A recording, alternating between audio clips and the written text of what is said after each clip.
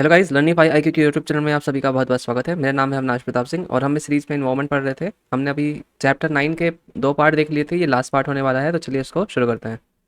तो जो हमारा नेक्स्ट टॉपिक है वो है कन्वेंशन ऑन बायोलॉजिकल डाइवर्सिटी। ये कि बहुत इंपॉर्टेंट ट्रीटी है जिसका मेंशन कई बार आपको देखने को मिलेगा इन्वॉल्वमेंट के केस में। और इसी ट्रीटी से बहुत सारे टर्म्स जुड़े हुए हैं जिससे यूपीएससी प्रीलिम्स में कई बार क्वेश्चंस आते हैं, तो हम इसको एक बार अच्छे से पढ़ लेते हैं। तो जो हमारी UN convention on biological diversity जो सीबीडी करके ट्रीटी है हमारी, ये लीगली बाइंडिंग मल्टीलेटरल ट्रीटी है। तो अब आपको याद रखना है कि जो इंटरनेशनल लेवल पे जब हम बात करते हैं तो बहुत ही कम ऐसी ट्रीटीज़ हैं जो लीगली बाइंडिंग होती हैं और उसके बाद लोग उसको साइन भी करें, क्योंकि जब आप लीगली बाइंडिंग कुछ बना देते हो तो बहुत सारी कंट्रीज उसको साइन नहीं करती। तो इसीलिए बहुत कम ही ऐसी सक्सेसफुल ट्रीटीज़ मिलेंगी आपको जिसको लीगली बाइंडिंग होने के बाद भी लोगों ने साइन कर रखा है या कंट्रीज़ ने साइन कर रखा है। तो ये जो सीबीडी है इसमें it is one of them. तो एक ये लीगली बाइंडिंग मल्टीलेटरल ट्रीटी है। क्यों इसको सबने साइन कर रखा है? क्योंकि इसके प्रोविजन बहुत टफ नहीं है। कोई ऐसा क्राइटेरिया इसमें नहीं दिया हुआ है कि आपको इतने टारगेट पूरे करने हैं या फिर आपके ऊपर पेनल्टी लगेगी, वो सारी चीज़ें नहीं है इसमें। इसमें जनरल सी बातें की गई हैं कि हम कंजर्वेशन करेंगे, हम सस्टेनेबल यूज़ को अपनी पॉलिसी में लाएंगे, फेयर और इक्विटेबल शेयरिंग की बात की गई है जो जेनेटिक रिसोर्सेज की होती है ना। तो अलग अलग ये सारी चीज़ें जो बहुत जनरल नेचर की हैं, जो बात करती हैं कंजर्वेशन की, वो सारे प्रोविजंस इसमें हैं, इसीलिए बहुत जनरल ट्रीटी बन जाती है। तो अगर लीगली बाइंडिंग करते भी हैं इसको तो कोई ज़्यादा फर्क पड़ता नहीं है एट द एंड। तो ये कब एग्जिस्टेंस में आई थी? 1992 में, है ना। 1992 में खुल गई थी कि जिसको जिसको ज्वाइन करना है उसको वो ज्वाइन कर सकते हैं। इसका इफेक्ट कब से लागू हुआ था? 1993 से। जो पूरे वर्ल्ड के नेशन है, यूएन मेंबर्स हम बोलते हैं, 193 के आसपास है। तो ये सारे मेंबर्स ने इसको रेटिफाई भी कर लिया है ना, एक्सेप्ट यूनाइटेड स्टेट्स। तो रेटिफाई का मतलब क्या होता है कि अगर आप कोई जैसे इंटरनेशनल ट्रीटी लेते हैं तो पहले तो उसको कंट्री साइन करती है ना। तो यूएस ने साइन तो किया है लेकिन उसको फिर रेटिफाई नहीं किया। मतलब एक बार जब आप साइन कर लेते हो किसी इंटरनेशनल ट्रीटी को तो आपको अपनी देश की पार्लियामेंट में लॉ लाके उसके प्रोविजंस को मानने के लिए कानून बनाना पड़ता है ना। तो उसको हम बोलते हैं रेटिफिकेशन। तो एक्सेप्ट यूनाइटेड स्टेट्स सभी ने लॉ लाके अपनी अपनी कंट्रीज़ में इसके रिगार्डिंग नियम बना लिए हैं। अब जो हमारी सीबीडी है ये किस पे मेनली फोकस करती है? सस्टेनेबल डेवलपमेंट में, है ना। तो बहुत जनरल टर्म वाली है, जैसे कंजर्वेशन ऑफ बायोलॉजिकल डाइवर्सिटी इसका एक प्रोविजन है, गोल है कह लीजिए। फिर उसके बाद sustainable utilisation of its benefits and component है ना। जो डाइवर्सिटी से, जो हमारी बायोलॉजिकल डाइवर्सिटी है उससे जो सस्टेनेबल यूटिलाइजेशन हम कैसे कर सकते हैं, उसके बेनिफिट्स क्या हैं, उसके कंपोनेंट्स क्या हैं, ये सारी चीज़ें हैं। फिर थर्ड पॉइंट है fair and equitable sharing of benefits arising from genetic resources. तो मान लीजिए आपने बायोपायरेसी सुना था जो पीछे के कुछ लेक्चर्स में, वैसा ही कॉन्सेप्ट है कि अगर जेनेटिक रिसोर्सेज से कोई बेनिफिट नहीं मिल रहा है तो उसका फेयर और इक्विटेबल शेयरिंग हो। ये नहीं कि डेवलप्ड कंट्रीज आए, डेवलपिंग कंट्रीज़ में वहाँ से चुरा के उनका जेनेटिक जो नॉलेज है उसको चुरा के अपने फॉर्म में बेचें और जहाँ से वो नॉलेज लाए उस कंट्री को कुछ मिला ही नहीं, है ना। तो इसलिए fair and equitable sharing of benefits की बात की गई है। फिर इसमें पार्टीज़ कितनी है? पार्टीज़ मतलब कितने कंट्रीज़ इसको साइन कर चुके हैं या रेटिफाई कर चुके हैं। तो 196 है। तो 195 कंट्रीज है इसमें और एक यूरोपियन यूनियन है। पार्टी हम किसको बोलते हैं? बेसिकली ऐसे स्टेट जिन्होंने एग्री कर लिया है कि वो इस कन्वेंशन को मानेंगे, है ना, तो उसको हम इसमें पार्टी बोलते हैं। और इन्हीं पार्टीज वाले टर्म से निकला है सीओपी, कॉन्फ्रेंस ऑफ पार्टीज। तो कॉन्फ्रेंस ऑफ पार्टीज ऐसी मीटिंग है जो एनुअली होती है सीबीडी की। यहीं पे सारे डिसीजंस लिए जाते हैं, या कोई नई पॉलिसी आनी है ना, कोई नया अमेंडमेंट आना है, कोई नया प्रोटोकॉल आना है, तो वो सारी चीज़ें सीओपी डिसाइड करती है अपनी मीटिंग में बैठ के, है ना। तो अलग अलग टाइम पे सीओपी होती रहती है अक्रॉस द वर्ल्ड, कभी किसी कंट्री में होगी, कभी कहीं होगी। तो ये सारे जितने इसके नीचे हम टॉपिक पढ़ेंगे ये सारे अलग अलग सीओपी में निकले कुछ इंपॉर्टेंट फैसले हैं, है ना, या प्रोटोकॉल है या कोई नियम है। तो ये सारी चीज़ें हम एक एक करके देख लेते हैं। तो पहला है हमारा इसमें कार्टागेना प्रोटोकॉल ऑन बायोसेफ्टी। तो अब इसमें आपको एक बात याद रखनी है कि इन टर्म्स को आपको याद रखना है। कार्टागेना प्रोटोकॉल किससे रिलेटेड है? बायोसेफ्टी से, है ना। ये किसके अंदर आता है? सीबीडी के अंदर, कन्वेंशन ऑन बायोलॉजिकल डाइवर्सिटी, है ना। तो ये बेसिक बेसिक जो क्रक्स वाली चीज़ें हैं इनको आपको याद रखना है। डिटेल में याद रख पाएँ तो और अच्छी चीज़ है, बाकी इतना तो याद ही रखना है आपको। तो हम जैसे यहाँ पे देख सकते हैं, Cartagena protocol on biosafety to the convention of biological diversity. It is an international agreement adopted on 2000। तो 2000 में इसको अडॉप्ट किया गया था, है ना। लेकिन एग्जिस्टेंस फोर्स में कब आया? 2003 में। बायोटेक्नोलॉजी की फील्ड से रिलेटेड है। करेंटली कितनी पार्टीज है? 173। तो ये कुछ कुछ फैक्ट्स आपको ये सारे याद रखने हैं। इंडिया बोथ मेंबर है किसका? सीबीडी का भी मेंबर है और उसका जो कार्टागेना प्रोटोकॉल है इसका भी मेंबर है। तो कार्टागेना प्रोटोकॉल के एम क्या है या ऑब्जेक्टिव क्या है वो देख लेते हैं। It ensures the safe handling, transport, use of living modified organism resulting from modern biotechnology. It addresses technology development, transfer, benefit sharing and biosafety issues. तो बायो सेफ्टी से रिलेटेड है, जो लिविंग मॉडिफाइड ऑर्गेनिज्म है उनका transport कैसे हो, उनको safe handle कैसे किया जाए, है ना। तो ये सारी चीज़ें इसमें दी हुई हैं कार्टागेना प्रोटोकॉल में। तो आपको इसको याद रखना है कि कार्टागेना प्रोटोकॉल इज़ अंडर CBD। ये कब एग्जिस्टेंस में आया था या अडॉप्ट कब किया गया था, 2000 में, है ना। कितनी पार्टीज़ है, 173। किस बारे में है ये, बायो सेफ्टी के बारे में है। तो ये बेसिक बेसिक चीज़ें याद रखेंगे तो आप क्वेश्चंस को सारे ईजिली हैंडल कर पाएंगे। फिर इसके बाद एक है Nagoya protocol on access and benefit sharing. तो ये कौन सी COP में अडॉप्ट किया गया था, COP10 में, कॉन्फ्रेंस ऑफ पार्टीज 2010। तो जैसे एक साल COP की मीटिंग हुई है ना, तो उसको COP1 कह देंगे। जब नेक्स्ट ईयर होगी तो उसको COP2 कह देंगे, है ना। उसके बाद जब नेक्स्ट होगी तो COP3 हो जाएगी। तो ऐसे ऐसे नंबर दिए जाते हैं। तो ये जो 10वीं पार्टी जो मीटिंग थी कॉन्फ्रेंस ऑफ पार्टीज़ की, कहाँ हुई थी, नागोया जापान में। इसीलिए इसे नागोया प्रोटोकॉल भी कहते हैं। तो यहीं पे इसको अडॉप्ट किया गया था, है ना। ये सेकंड प्रोटोकॉल है। ऑब्वियसली पहला प्रोटोकॉल अभी हमने देखा कार्टागेना वाला, ये सेकंड प्रोटोकॉल है CBD का, जो एग्जिस्टेंस में कब आया था, 2014 में, है ना। इसमें कितनी पार्टीज है, 137 इंक्लूडिंग इंडिया। तो एक एक ये भी चीज़ याद रखनी है कि जब हम कोई भी ये प्रोटोकॉल पढ़ रहे हैं किसी उससे रिलेटेड, तो याद रखना है कि मेंबर इंडिया है कि नहीं, ये भी इंपॉर्टेंट हो जाता है क्वेश्चन, है ना। आप नागोया प्रोटोकॉल में याद रखने की क्या बात है कि it is about access and benefit sharing. इसका मतलब क्या होता है, access to genetic resources and fair and equitable sharing of benefits arising from their utilisation. तो जो अभी हमने एक ऑब्जेक्टिव पढ़ा था CBD का, वही नागोया प्रोटोकॉल में अडॉप्ट किया गया था, है ना। तो इसको आपको याद रखना है कि it is about access and benefit sharing, की fair and equitable sharing of benefits, और जो जो हमारी जेनेटिक रिसोर्सेज है उनकी यूटिलाइजेशन से। इसमें पार्टीज़ कितनी है, 137। इंडिया भी पार्टीज़ है। कब कब अडॉप्ट किया गया था, 2010 में, COP10 में, है ना। फिर फोर्स में कब आया, 2014 में आया। तो ये सारी चीज़ें अलग अलग फैक्ट्स हैं। एक ऐसे आप छोटा सा कुछ वो बना के नागोया लिख के, फिर यहाँ पे कुछ कुछ फैक्ट्स लिख लो, ऐसे 2 4 5 ये जो फैक्ट्स रिलेटेड है। कितनी पार्टीज़ है, 137।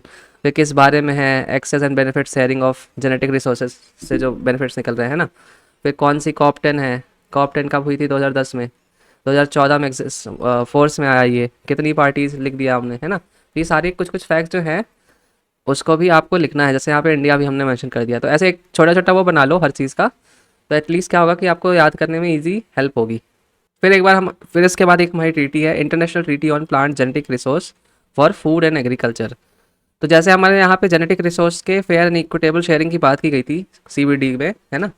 उसी जैसी एक ट्रीटी है, उसी के कह लीजिए हारमोनी है, मतलब हारमोनी में है उसके साथ, मतलब उसी की साथ सेम फिलॉसफी में है ये। इसको पॉपुलरली हम क्या बोलते हैं, इंटरनेशनल सीड ट्रीटी, है ना। It aims at guaranteeing food security through conservation, exchange, sustainable use of world plant genetic resources for food agriculture as well as fair equitable benefit sharing rising of its use. तो लगभग लगभग वैसी ही बातें करता है जो CBD में है। तो आप इन दोनों तरीके से इसको देख सकते हैं, है ना, याद रख सकते हैं कि ऐसी एक ट्रीटी भी एग्जिस्ट करती है। अब हम आगे चलते हैं। अब यहाँ पे एक क्वेश्चन है UPSC 2016 में जो आया था, कंसीडर द फॉलोइंग पेयर्स। इसमें से हमें बताना है कि कौन से पेयर्स करेक्टली मैच्ड हैं, राइट। तो यहाँ पे पहला पेयर हमारा देख सकते हैं NX1 कंट्रीज। इसको दिखा रहा है कार्टागेना प्रोटोकॉल। तो नहीं, हमने देखा Cartagena protocol is about biosafety, right. फिर सर्टिफाइड एमिशन रिडक्शन, तो ये हमने क्रॉस कर दिया, इसको भी क्रॉस कर दिया, क्योंकि यहाँ पे फेयर एंड इक्विटेबल शेयरिंग की बात की गई थी, sharing of benefits arising out of genetic resources. तो हमारे 1 और 2 इसमें रॉन्ग है, जो 3 है वो ट्रू है। तो क्योटो प्रोटोकॉल भी हम आगे पढ़ेंगे। तो ये जो तीनों टर्म्स हैं ये क्योटो प्रोटोकॉल से ही रिलेटेड है। तो इसी तरीके से अगर आपको ये पता है सिर्फ कि कार्टागेना प्रोटोकॉल किससे रिलेटेड है, उसके अंदर है क्या, तो आप इस तरीके के क्वेश्चन ईजिली कर पाएंगे। यहाँ पे जैसे 1 और 2 आपको पता है, तो 3 को आप ओनली 3 ऑप्शन कर लगा सकते हैं। फिर ये क्वेश्चन है 2014 में आया था UPSC में, consider the following international agreement.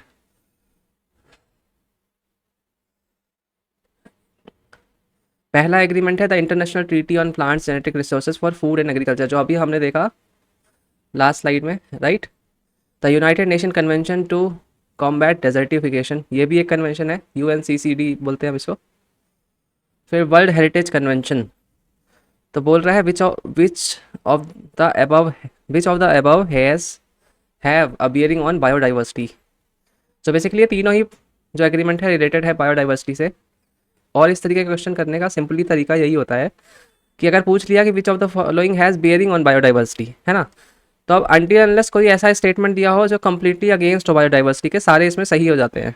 Suppose यहाँ पे कह देता कि डिस्ट्रक्शन ऑफ फॉरेस्ट या फिर ऐसा कुछ करके, या प्रमोशन ऑफ इंडस्ट्रीज़ का कोई इंटरनेशनल एग्रीमेंट है सपोज करिए, तो अगर इस तरीके का कोई एग्रीमेंट होता जो बायोडाइवर्सिटी के कम्प्लीटली अगेंस्ट जाएगा, उसी केस में उस ऑप्शन को आप एलिमिनेट करेंगे। अदरवाइज जितने भी जर्नल वर्डेड होते हैं या फिर डायरेक्टली अगेंस्ट नहीं जाते, उन सारे को हम करेक्ट ही मानते हैं। जैसे वर्ल्ड हेरिटेज कन्वेंशन को हमें नहीं मालूम कि डायरेक्टली कोई बियरिंग है बायोडाइवर्सिटी में कि नहीं है, तो उस केस में हम इसी लॉजिक से इसको करेंगे कि डायरेक्टली अगेंस्ट जा रहा है बायोडाइवर्सिटी के ये कि नहीं जा रहा है। अब यहाँ पे देखते हैं हम नहीं जा रहा है डायरेक्टली अगेंस्ट, तो उस केस में स्टेटमेंट को ट्रू मानेंगे। तो इस केस में क्या आंसर होगा? All 1, 2 and 3। अब जो हमारा नेक्स्ट टॉपिक है वो है एजी बायोडाइवर्सिटी टारगेट पे। ये कब आया था? COP12 में। COP12 2014 में। इसके पहले हमारी कौन सी आई थी? मेन COP10 में आई थी, नागोया वाली, है ना, 2010 में। तो आप देख सकते हैं हर 2 साल में एक COP हो रही है, conference of parties, by annually. तो इसी तरीके से सिर्फ 10 में जब नागोया आया था, उसके बाद 12 में आया है Aichi biodiversity target. So basically COP12 में जो पार्टीज थी उन लोगों ने implementation of strategic plan for biodiversity 2011 and 22 पे बात की थी। अब ये बायोडाइवर्सिटी 2011 टू 2020 प्लान क्या है? इसमें बेसिकली कई टारगेट्स दिए गए थे कि हमको ये 2020 तक अचीव करने हैं, है ना। जैसे यहाँ पे आप गोल्स देख सकते हैं उस तरीके के। तो यहाँ पे पहला गोल क्या था? Address the underlying causes of biodiversity loss, reduce the direct pressure of on biodiversity and promote sustainable use, safeguard ecosystem species and genetic diversity, enhance the biodiversity to all form of biodiversity and ecosystem services। फिर गोल ई हमारा क्या था? enhance participatory management। तो ये कई goals दिए हुए थे इसमें, जो हमारा स्ट्रैटेजिक प्लान था उसके अंदर। सिमिलरली यहीं से 20 बायोडाइवर्सिटी टारगेट भी निकले थे अलग अलग। लेकिन उसमें से जो एक प्रोग्रेस वाला फैक्ट ये है कि अभी तक 20 में से कोई भी टारगेट किसी कंट्री ने मीट नहीं किया है। तो ये भी एक चैलेंज बना हुआ है। इसमें आपको ज़्यादा डिटेल में याद रखने की ज़रूरत नहीं है, बस आप याद रखना कि कौन से कॉन्फ्रेंस ऑफ पार्टीज़ में आया था, है ना, किस बारे में है। तो स्ट्रैटेजिक प्लान ऑफ बायोडाइवर्सिटी के बारे में है, ऐसे जर्नल बातें करता है ना, कि किस तरीके से हम बायोडाइवर्सिटी को कंजर्व कर सकते हैं। तो एच ई टारगेट किससे रिलेटेड है? CBD से, कन्वेंशन ऑन बायोलॉजिकल डाइवर्सिटी। इसके बाद जो हमारा टॉपिक है वो है Sharm el Sheikh declaration, new deal for nature. So conference of parties 14 में, है ना। तो ये कब हुआ होगा? 12 आपका 2014 में हुआ था, तो उसके 2018 में ये COP14 हुआ होगा। और ये कौन सी सिटी में हुआ था? शर्म एल सिटी जो इजिप्ट में है, यहाँ पे हुआ था, है ना। तो यहीं पे ये डिक्लेरेशन साइन हुई थी। It talks about integrating biodiversity into legislative and policy framework. ये कहती है कि जो हम पॉलिसीज़ बना रहे हैं या जो कानून भी बना रहे हैं, उसको, जो हमारी बायोडाइवर्सिटी है उसका प्रिजर्वेशन है, उसको भी इस डिबेट में लाया जाए जब हम पॉलिसी बनाएं या जब कोई नया कानून बनाए।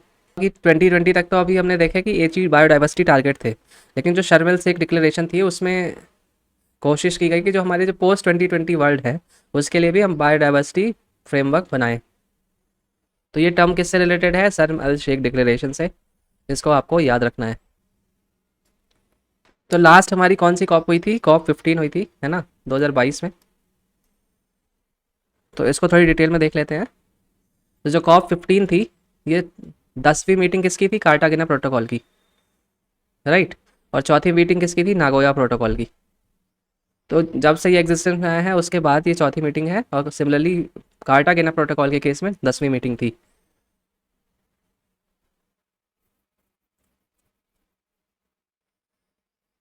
तो पहले ये पूरी जो हमारी मीटिंग थी कहाँ होने वाली थी? कनमिंग, चाइना में।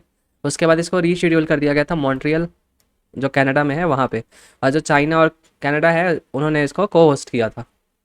यहाँ पे क्या अडॉप्ट किया गया था? कनमिंग मॉन्ट्रियल ग्लोबल बायोडाइवर्सिटी फ्रेमवर्क, जो कि हमारा पोस्ट 2020 ग्लोबल बायोडाइवर्सिटी फ्रेमवर्क है। बेसिकली 4 ग्लोबल गोल्स बनाए गए थे जो हमको अचीव करने हैं 2050 तक, as well as 23 global targets by 2030। Similarly यहाँ पे ग्लोबल बायोडाइवर्सिटी फ्रेमवर्क फंड की इस्टेब्लिशमेंट की गई है, किसके अंडर, ग्लोबल इन्वायरमेंट फैसिलिटी के अंदर, जिसमें कोशिश की जाएगी कि 200 बिलियन तक 2030 तक इसमें जमा ये लोग करवा सकें। इंडिया ने क्या क्या डिमांड रखी थी COP15 में? इंडिया ने डिमांड की थी कि there is urgent need to create a new dedicated fund to help developing countries. तो अभी तक जो ग्लोबल इन्वायरमेंट फैसिलिटी है, अभी तक यही सिर्फ फंडिंग करती थी, इसीलिए ऐसी कोई अलग से डेडिकेटेड फंड की डिमांड इंडिया कर रहा है। इंडिया ने ये भी कहा कि जो हमारा कंजर्वेशन है, जो बायोडाइवर्सिटी कंजर्वेशन है, that should be based on common but differentiated responsibilities and respective capabilities.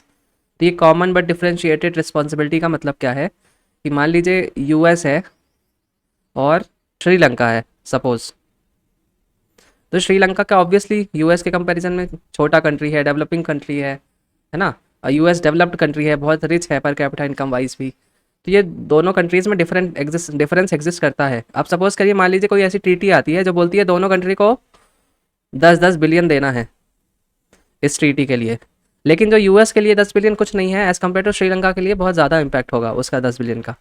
तो यहाँ पे डिफरेंस आ जाता है, इसीलिए यहाँ पे बात की जाती है कॉमन बट डिफरेंशिएटेड रिस्पॉन्सिबिलिटी की। बायोडाइवर्सिटी तो कंजर्व करना हम सबका कॉमन गोल है, लेकिन जो उसमें रिस्पॉन्सिबिलिटी है कि किस लेवल से किया जाएगा ये कंजर्वेशन, वो अलग अलग होनी चाहिए कंट्रीज़ के वाइज में। जहाँ डेवलप्ड कंट्री है उनको ज़्यादा रिस्पॉन्सिबिलिटी लेनी चाहिए, और जो डेवलपिंग कंट्रीज़ हैं या अंडर डेवलप कंट्रीज़ हैं उनको थोड़ी रिलैक्सेशन मिलने चाहिए। तो ये प्रिंसिपल उस बात पे बेस्ड है। सिमिलरली यहाँ पर रिस्पेक्टिव कैपेबिलिटीज़ की बात होती है कि अपनी अपनी कैपेबिलिटी के अनुसार सबको ये काम करने चाहिए।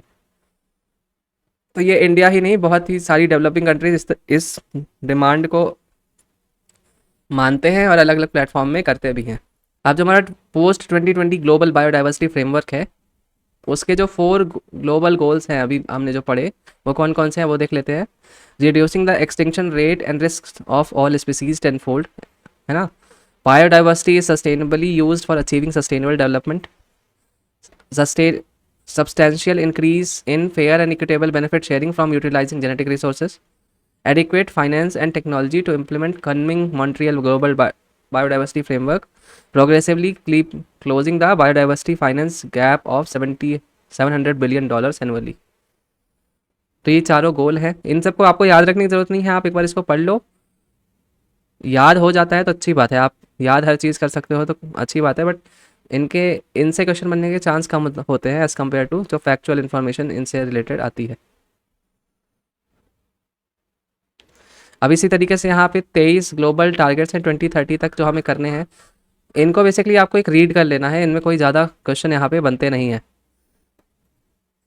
आप प्रीलिम्स के पर्सपेक्टिव से भी देखें या फिर मेंस के पर्सपेक्टिव से भी देखें, तो आप 30 के 30 या 23 के 23 ग्लोबल टारगेट्स तो लिखने जाएंगे नहीं। उस केस में क्या होगा कि हम लोग ऐसे लिख सकते हैं कि मेजर मेजर हेडिंग में लिख दें कि अगर मेंस में क्वेश्चन लिख रहा है तो रिड्यूसिंग थ्रेट्स टू बायोडाइवर्सिटी, इसमें वी हैव 8 टारगेट्स, ऐसे करके कुछ करके। अब एक एक डिटेल में लिखने का कोई पॉइंट नहीं होता ना, इतना आप पढ़ सकते हैं। एक बार इसको पॉज करके आप रीड कर लीजिए, फिर हम आगे चलते हैं। सिमिलर केस यहाँ पे भी है, इसको भी एक बार पॉज करके आप पढ़ लीजिए। अब इसके बाद जो हमारी कुछ इंटरनेशनल लेवल पे एफर्ट्स हो रही हैं उसको हम देख लेते हैं। तो पहली है हमारी global partnership on forest and landscape restoration.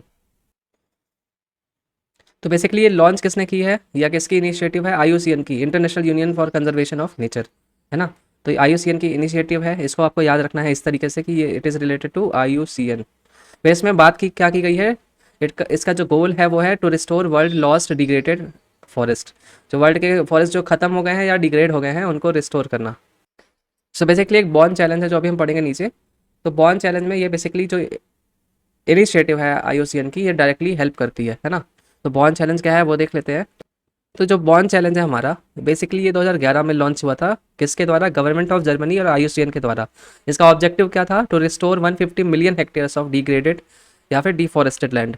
तो 2020 तक ये सारा हमको टारगेट अचीव करना था।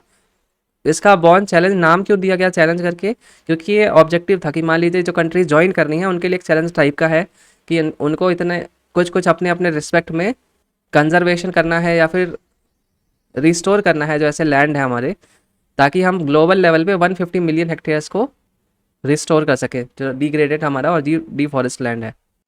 फिर 14 में यूएन क्लाइमेट समिट पे कंट्रीज़ ने इस टारगेट को बढ़ा के कितना कर दिया, 350 मिलियन हेक्टेयर्स बाई 2030।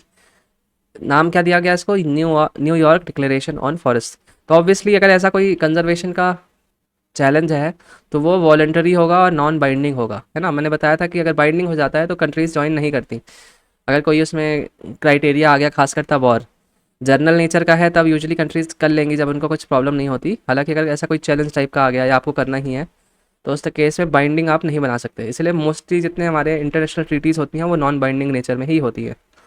तो ये वॉलंटरी नॉन बाइंडिंग ये भी है। फिर 2015 में इंडिया ने भी बॉन चैलेंज को ज्वाइन कर लिया वॉलंटरी बेसिस पे। इंडिया कितना रिस्टोर करेगा, 13 million of hectares of degraded deforest land by 2020। उसको बाद में रेस कितना कर दिया गया था, तो 26 million hectares by 2030 during UNCCD 2019 conference. तो UNCCD क्या है, United Nation convention to combat desertification. तो ये भी हम देखेंगे आगे। तो ये अलग अलग प्लेटफॉर्म्स में हमने अलग अलग कंडीशंस को देख के उसको अपने टारगेट्स को मॉडिफाई भी कर दिया है। अब क्वेश्चन है यूपीएससी 2021 का, with reference to New York declaration on forest which of the following statement is are correct. First, endorse at United Nations climate summit 2014। तो सपोज करिए ये हमको नहीं आता, हमने क्वेश्चन मार्क कर दिया। It endorses a global timeline to end the loss of forest. हाँ, हो सकती है। It is a legally binding international declaration. तो ये अब स्केची हो जाता है। सपोज आपको नहीं आता उस केस में अगर आपको गेस करना है तो ये क्वेश्चन सबसे पहले एलिमिनेट होना चाहिए, इस स्टेटमेंट। सिमिलरली आगे देखते हैं, it is endorse by government, big companies and indigenous communities. तो ये भी नहीं आता। India was one of the signatory at its inception. तो सपोज करिए इस क्वेश्चन में आपको एक स्टेटमेंट भी नहीं पता है, अगर आपको गेस करना है, आपकी अटेम्प्ट बहुत कम है उस केस में, तो कैसे करते हैं इसको। तो सबसे पहला एलिमिनेशन तो यही होना चाहिए था कि ये जो तीसरी स्टेटमेंट है कि it is a legally binding international declaration, क्योंकि बहुत लाइकली होता है कि इंटरनेशनल कोई डिक्लेरेशन है तो वो लीगली बाइंडिंग हो। हालांकि हर केस में नहीं कह सकते अनटिल अनलेस आपको स्पेसिफिकली नहीं पता है, लेकिन अगर गेस वैक करना है तो लॉजिकली यही कहते हैं कि थर्ड को हम एलिमिनेट कर देंगे। तो थर्ड यहाँ पे हमने एलिमिनेट कर दिया। उस केस में अब दो स्टेटमेंट जो हमारी बची हैं, 2 एंड 5 एंड 1 2 एंड 4। तो यहाँ सेकंड तो हमारी यहाँ पे सही हो जाती है ऑटोमेटिकली। मतलब यहाँ पे एटलीस्ट आप 50-50 पे पहुँच गए, है ना, कि इनमें से कोई एक हो सकता है गलत हो, एक सही हो। तो अगर गेस करना है तो इस तरीके से आप यहाँ पे कर सकते हैं। हालांकि इसका आंसर है 1 2 एंड 4। तो यहाँ पे आप पढ़ सकते हैं इसका आंसर, सॉल्यूशन लिखा हुआ है, एक्सप्लेनेशन। तो हम आगे चलते हैं। इसके बाद जो हमारा नेक्स्ट टॉपिक है वो है फॉरेस्ट लैंडस्केप रिस्टोरेशन। तो ये टर्म कॉइन किसने किया था, IUCN ने और world wide fund for nature ने, WWF हम इसको बोलते हैं। 2000 में ये टर्म कॉइन हुआ था। इसका मतलब क्या है कि forest landscape restoration is a planned process that aims to regain ecological integrity and enhance human wellbeing in deforested and degraded landscapes. कोई it is not a site based but is applied across large areas. तो Bonn challenge जब आया था जिसमें degraded and डिफॉरेस्टेड lands की बात की गई थी, उसके बाद इसका भी इंपॉर्टेंस बढ़ गया। हालांकि ये टर्म तो 2000 में ही कॉइन किया गया था, लेकिन जब बॉर्न चैलेंज के साथ न्यूज़ बढ़ी तो उस तरीके से इसका भी रेलेवेंस या इसके बारे में भी बातें होनी शुरू हुई वर्ल्ड में।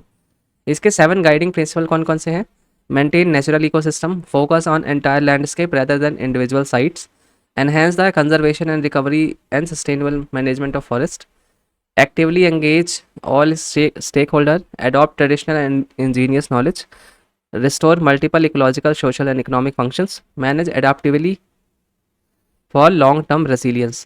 तो ये सारे आप इसके गाइडिंग प्रिंसिपल देख सकते हैं कि किस तरीके से डिफॉरेस्ट और डिग्रेडेड लैंडस्केप को आपको वापस रीस्टोर करना है ना। इसके बाद जो हमारा नेक्स्ट टॉपिक है वो है world forestry Congress and Seoul declaration. तो 15th जो हमारी वर्ल्ड फॉरेस्ट्री कांग्रेस है ये कहाँ पे हुई थी, साउथ कोरिया में, सियोल है सिटी, वहाँ पे। तो इसको किसने किसने होस्ट किया था, फूड एंड एग्रीकल्चरल ऑर्गेनाइजेशन और कोरिया फॉरेस्ट सर्विसेज ने। ये थीम क्या थी, building a green healthy resilient future with forest, है ना। तो ये दूसरी ऐसी कॉन्फ्रेंस थी जो एशिया में हुई थी। इसके पहले इंडोनेशिया ने होस्ट किया था 1978 में। बाकी जितनी हमारी वर्ल्ड फॉरेस्ट्री कांग्रेस हुई हैं वो एशिया के बाहर ही हुई हैं। जो हमारी वर्ल्ड फॉरेस्ट्री कांग्रेस है वो लार्जेस्ट गैदरिंग है किसकी? वर्ल्ड फॉरेस्ट्री सेक्टर्स की। तो इससे रिलेटेड जितने भी हमारे स्टेक होल्डर होते हैं उनकी जो गैदरिंग है ना वेरी लार्ज स्केल, ये कब होती है? एवरी 6 ईयर सिंस 1926, हर 6 साल में एक बार होती है। कौन करवाता है? फूड एग्रीकल्चरल ऑर्गेनाइजेशन और जो होस्ट कंट्री होती है उसकी गवर्नमेंट। यहाँ पे लोग आके नॉलेज शेयर करते हैं, एक्सपीरियंस एक दूसरे से शेयर करते हैं कंजर्वेशन और इन सारी टॉपिक्स पे। सो बेसिकली जो 15th हुआ था उसमें सियोल डिक्लेरेशन भी साइन हुई थी। तो ये जो तो जो हमारी ये सियोल डिक्लेरेशन है, it stress upon the transition toward circular bio economy. Circular bio economy का मतलब क्या है कि जो हमारे बेसिक बिल्डिंग ब्लॉक्स हैं फॉर मटेरियल, केमिकल या एनर्जी, वो कहाँ से आए हैं? रिन्यूएबल बायोलॉजिकल सोर्सेज से। तो हम कोई केमिकल बना रहे हैं तो वो ऐसे सोर्सेज से आए जो बायोलॉजिकल है, जो रीन्यू हो सकता है उस तरीके से, है ना, ताकि हम इवेंचुअली चल के क्लाइमेट न्यूट्रलिटी अचीव कर पाए। अब जैसे ये टर्म दिया है ना सियोल डिक्लेरेशन, तो इस टर्म को आपको याद रखना है कि वर्ल्ड फॉरेस्ट्री कांग्रेस में हुआ था सियोल डिक्लेरेशन, और इसमें थोड़ी सी बोला क्या गया वो याद रखना है, ताकि एटलीस्ट अगर क्वेश्चन आए तो उसको आप गेस कर सकते हो कि हाँ it is about circular bio economy, उस तरीके से। अब हम आगे चलते हैं। तो यहाँ पे एक क्वेश्चन आप देख सकते हैं, Seoul declaration which was in recently news is related to. तो UN declaration of human rights नहीं, WTO agreement on reducing subsidies नहीं, world forestry congress yes, freedom of press नहीं। तो यहाँ पे हमने क्वेश्चन ये देख लिया। अब हम कुछ इनिशिएटिव देख लेते हैं यूनाइटेड नेशंस की तरफ से कौन कौन सी हैं। तो पहला हमारा है United Nation strategic plan for forest 2017 to 2030। तो ये जो स्ट्रेटेजिक प्लान है ये कब अडॉप्ट किया गया था यूनाइटेड नेशन जनरल असेंबली के द्वारा? 2017 में, है ना, 2017 में। इसमें 6 ग्लोबल फॉरेस्ट गोल है और 26 एसोसिएटेड टारगेट्स हैं जो हमको अचीव करने हैं 2030 तक। अब ऑब्वियसली ये भी वॉलंटरी है और यूनिवर्सल है इन नेचर, मतलब कोई भी चाहे तो कर सकता है, ना चाहे तो ना करे, और यूनिवर्सल है मतलब वर्ल्ड में कहीं भी आप करना चाहें तो कर सकते हैं। इसका ऑब्जेक्टिव क्या है स्ट्रैटेजिक प्लान का? कि जो फॉरेस्ट एरिया है वर्ल्ड में, वर्ल्ड वाइड, उसको 3% से इंक्रीज़ किया जा सके 2030 तक, है ना। फिर इसके बाद यूएन की जो नेक्स्ट इनिशिएटिव है वो है decade on ecosystem restoration. Nation की जो जनरल असेंबली है जो सारे फैसले लेती है इन जनरल ऐसे, उसने 2021 और 2030 को क्या घोषित कर दिया है? Decade on ecosystem restoration. तो इसमें कई ऑर्गेनाइजेशन UNEP, FAO और मैनी अदर जो पार्टनर है वर्ल्ड में, वो कोशिश करेंगे कि जो 2021 और 2030 का इकोसिस्टम रेस्टोरेशन है उसकी जो सारी इनिशिएटिव्स है उसको अच्छे से इम्प्लीमेंट किया जा सके डेडिकेटेड वे में और मोर कोलैबोरेटिव वे में। तो आप ये देख सकते हैं सारे जो हमारे बायोडाइवर्सिटी से रिलेटेड टारगेट्स हैं, है ना, इकोसिस्टम सर्विसेज, इकोसिस्टम से रिलेटेड जो है वो भी हैं यहाँ पे। अब जो हमारा नेक्स्ट इनिशिएटिव है वो है बायोडाइवर्सिटी फाइनेंस इनिशिएटिव, तो इसको हम बायोफिन बोल सकते हैं। तो इसको लॉन्च किसने किया है? UNDP ने 2012 में। तो UNDP का फुल फॉर्म क्या होता है? United Nation development program. इसका ऑब्जेक्टिव क्या है जो, या फिर जो एम है वो क्या है? तो बेसिकली फिल जो बायोडाइवर्सिटी का फाइनेंस गैप है, मतलब सपोज करिए किसी कंट्रीज़ में 100 करोड़ की ज़रूरत है बायोडाइवर्सिटी बचाने के लिए, लेकिन उस गवर्नमेंट के पास है मान लीजिए 80 करोड़ ही है पैसा बायोडाइवर्सिटी में इन्वेस्ट करने के लिए।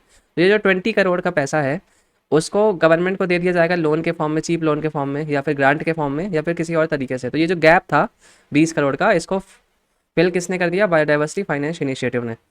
So basically, it helps in implementation of National Biodiversity Action Plan and making progress toward achieving the National Biodiversity Targets.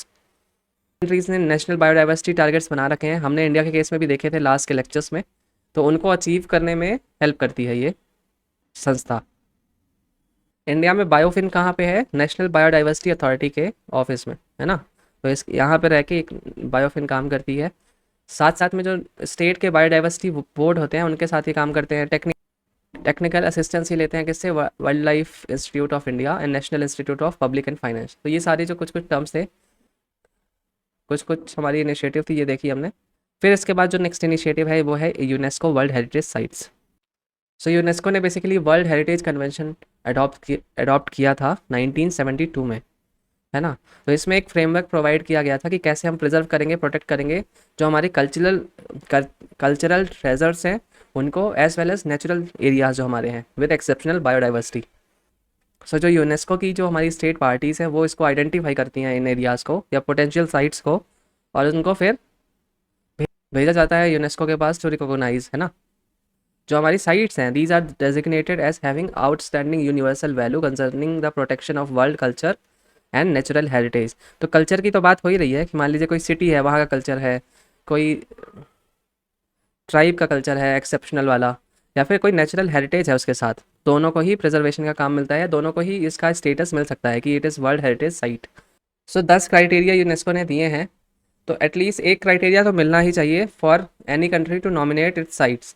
तो है ना, जैसे भारत में मान लीजिए कोई साइट है, तो उसमें एटलीस्ट एक क्राइटेरिया उसके फुलफिल करना ही चाहिए इनमें से, तभी भारत उसको उसका सजेशन यूनेस्को को भेज सकता है। फिर नेचुरल हेरिटेज साइट कौन कौन सी साइट बन सकती हैं, है ना। तो इसमें आप देख सकते हैं पहली कंडीशन क्या है, furnishing outstanding example of earth record of life या जियोलॉजिकल प्रोसेस। तो अगर किसी एरिया में अर्थ में कैसे लाइफ फॉर्म्स रहे हैं उसका सबूत मिलता है या उसकी प्रोसेस है, तो उस जगह को भी नेचुरल हेरिटेज साइट में घोषित किया जा सकता है। या फिर ऐसी साइट हो जो प्रोवाइड करती हो excellent example of ongoing ecological and biological evolutionary process. फिर contain natural phenomena that are rare unique superlative and of outstanding beauty. फिर फोर्थ, फर्निशिंग हैबिटेट और रेयर एंडेंजर्ड एनिमल प्लांट्स और site of exceptional biodiversity. तो यही सारी 4 sites जो हैं हमारी, इन्हीं को सिर्फ हम नेचुरल हेरिटेज साइट्स का दर्जा दे सकते हैं। तो चैप्टर 9 में हमारे इतने ही टॉपिक्स थे। आई होप आपको चैप्टर अच्छा लगा हो, तो लाइक और सब्सक्राइब कर लीजिए ताकि जो नए वीडियोज़ आएँ उसके लिए आपको नोटिफिकेशन ईजिली मिल जाए। Thank you.